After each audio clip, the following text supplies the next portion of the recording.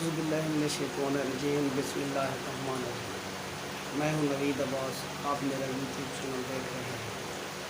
دوستو، آج اس محقق کو، پروفیسر کو، جس کا مطالعہ، جس کی تحقیق بالکل حقائق حیثیت سے ویژولائز کر سکتے ہیں۔ رسول کو بھی چوٹ لگی تھی، دل پر چوٹ لگی تھی۔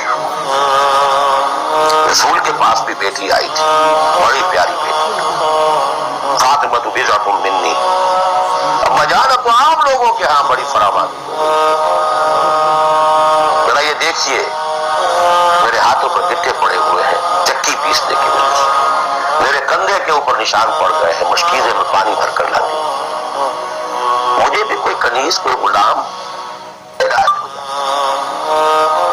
ہم پوری طرح ویژولائز کر سکتے ہیں کیا فیلنگ ہوگی محمد کی صلی اللہ علیہ وسلم۔ تو ہم ویژولائز کر سکتے ہیں نا کہ کیا کلیجہ اللہ نے دیا تھا۔ تو فرمایا بیٹی نہیں، یہ چیزیں ہمارے لیے نہیں، تمہیں میں اس سے بہتر چیز دیتا ہوں۔ 33 مرتبہ سبحان اللہ، 33 مرتبہ الحمدللہ، 33 مرتبہ اللہ اکبر ہر نماز کے بعد کہہ لیا۔ ہم محسوس کر سکتے ہیں کہ رسول کے دل پر کیا بیتی تھی جب حضرت حمزہ کی آزا بریدہ لاش سامنے آئی ہے کہ ناک کٹی ہوئی ہے، کان کٹے ہوئے ہیں، پیٹ چاک ہے، کلیجہ باہر نکلا ہوا، اسے چبایا گیا۔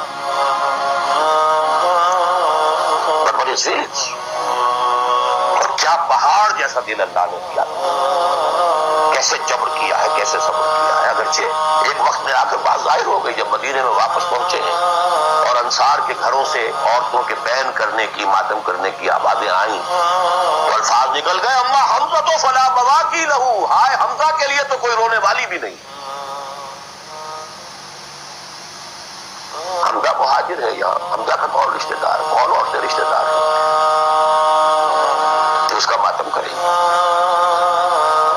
کہاں مکے میں ہوتا حمزہ، عبد المطلب کا بیٹا، اور یہ حادثہ ہوا ہوتا تو پورے